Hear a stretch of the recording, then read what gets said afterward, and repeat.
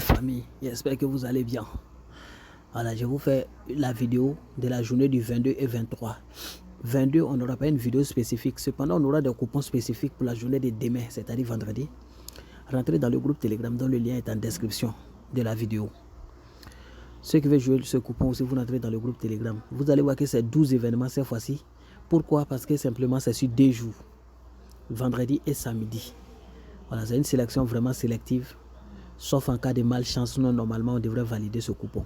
Mais toutefois, misez toujours ce que vous êtes prêt à perdre parce que ça reste un coupon combiné et donc risqué. Je suis sur OneXBet. Si vous voulez créer un compte OneXBet, vous pouvez utiliser le code promo MIMI 2022. Si ma tête vous plaît, si ma tête vous plaît pas, vous pouvez utiliser le code promo de quelqu'un d'autre.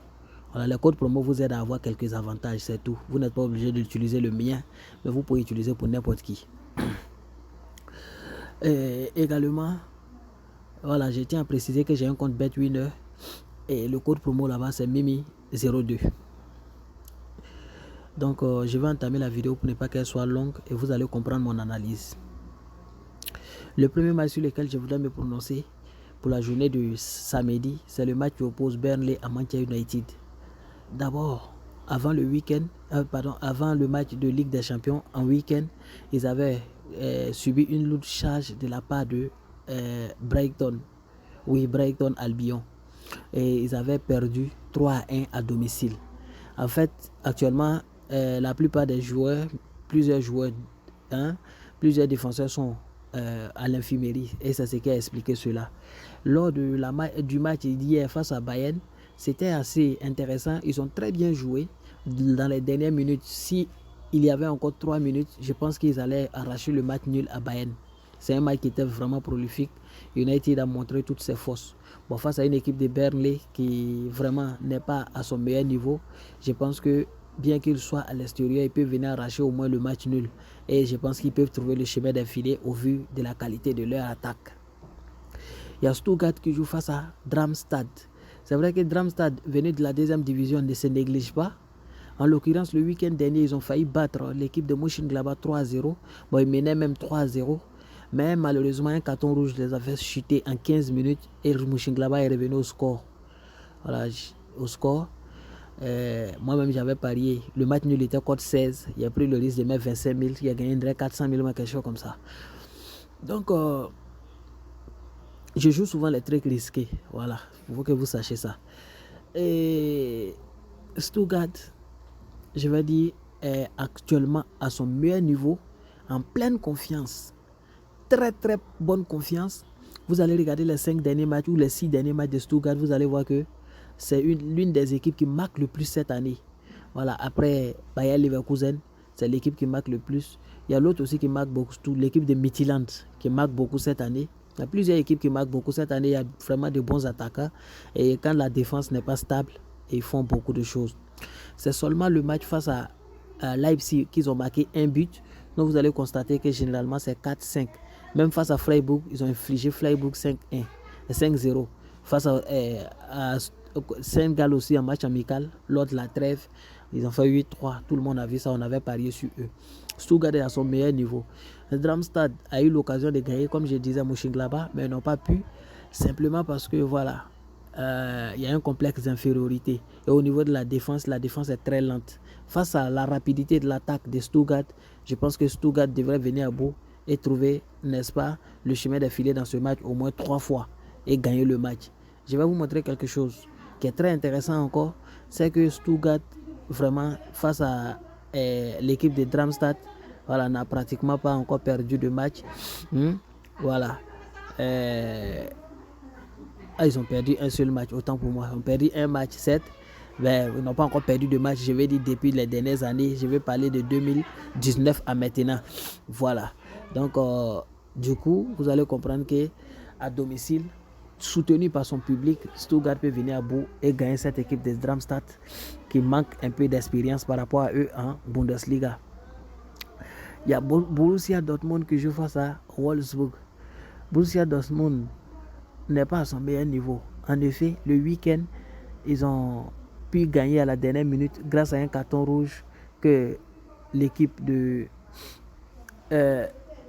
Freiburg avait pris. Sinon, menant 1-0 à la première période, en 2 minutes, ils étaient menés, à 2 minutes de temps additionnel, oui, de la première période, ils étaient menés 2-1. Donc après, du retour de la pelouse, avec un carton rouge de Freiburg, ils sont revenus et ils ont gagné. Et puis encore, ils sont allés à Paris pour aller perdre en milieu de semaine. Je pense que dans ce match, c'est un rachat, c'est simplement un rachat. Ils ne vont pas perdre 2 matchs d'affilée et ils devraient gagner ce match-là.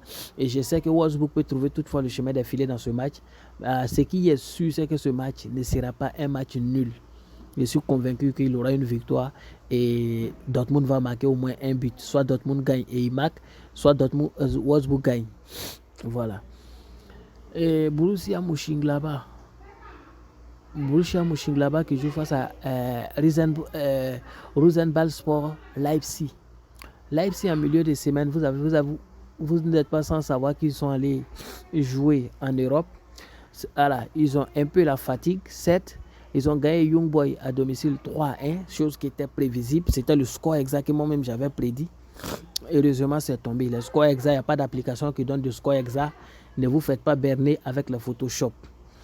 Donc, je disais tantôt que Leipzig, c'est vrai qu'ils sentent la fatigue, mais c'est une équipe très prolifique qui marque beaucoup. Et dans ce match, je sais que Mönchengladbach va trouver le chemin des filets. Et 3 buts dans ce match, c'est vraiment un cadeau du siècle. Là. Il y a Gérone qui joue face à Majorque. Gérone est l'une des équipes les plus performantes du championnat espagnol actuel, très en forme, qui a joué plus de 25 matchs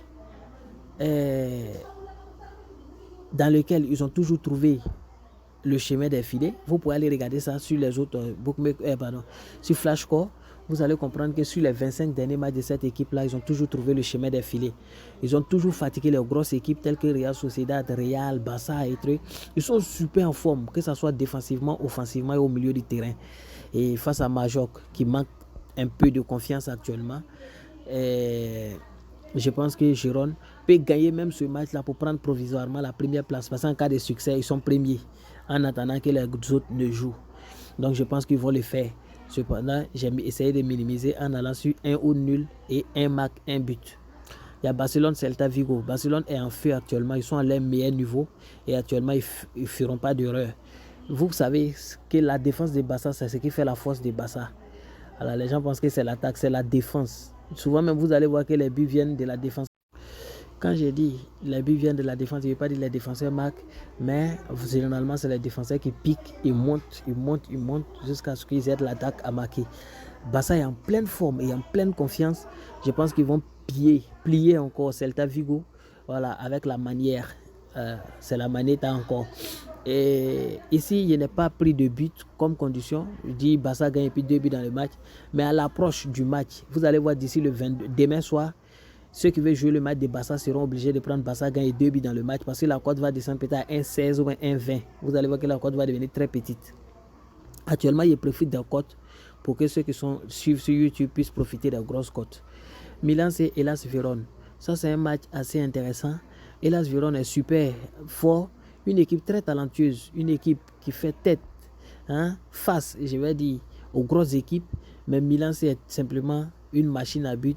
Une équipe phénoménale. C'est vrai qu'ils sont tombés face à Inter de Milan 5-1 et en milieu de semaine en Ligue des Champions, ils n'ont pas gagné. Je pense qu'ils vont venir redonner confiance aux défenseurs dans ce match-là et je pense qu'ils devraient remporter le match sans grande difficulté. Voilà, c'est vrai que Hellas Vérone n'est pas une équipe à négliger, mais Milan est vraiment top actuellement et ils vont vraiment fatiguer vraiment cette équipe de Hellas Vérone. En plus, sur les têtes à tête, vous voyez, Milan ne souffre jamais quand il croise cette équipe d'Hellas Vérone. Voilà, vous pouvez regarder les statistiques complètes. Il y a d'autres qui s'amusent même à aller regarder le score proposé par les bookmakers. Mais je vous dis que c'est un cadeau empoisonné. Quelqu'un qui te propose de venir jouer, lui te donne le score encore. Voilà, c'est des cadeaux empoisonnés. Voilà, c'est des erreurs à ne pas commettre. Après le match de Milan, il y a Porto qui joue face à Gil Vicente. Porto n'est pas à son meilleur niveau, mais Porto est en pleine confiance. Depuis le début de la saison, ils n'ont pas encore perdu de match. Voilà, chaque fois ils reviennent au score, c'est vrai, difficilement, et puis soit ils gagnent, soit ça reste nul. Mais ils sont en pleine confiance, ils sont super en forme que Gil Vicente. Et puis après avoir enchaîné une victoire deux victoires importantes hein, soit 1-0 le week-end et puis gagner Shakhtar Donetsk en coupe, je pense qu'ils vont venir, hein, encore imposer la supériorité pour montrer au monde qui sont encore là que c'est toujours le même Porto. Je pense qu'ils devraient gagner le match et marquer au moins 2 fois, à l'instar de ce qu'ils ont fait avec Shakhtar Donetsk en Allemagne avant-hier. Shakhtar Donetsk, quand il est en Allemagne, ce n'est pas une erreur. Ils sont allés jouer en Allemagne parce qu'en Ukraine, actuellement, il n'y a pas de match. Voilà. Il y a Almer City qui joue face à PSV Eindhoven. PSV est tombé lourdement face à Arsenal hier. Très lourdement face à Arsenal. Alors que c'est une très bonne équipe, une machine à but. Hier, ça n'a pas marché, ça n'a pas fonctionné. Mais cette équipe-là reste quand même très... Voilà. Vous voyez. Et dans l'ensemble des matchs de PSV, ce que vous allez remarquer, c'est qu'il y a au moins 3 buts.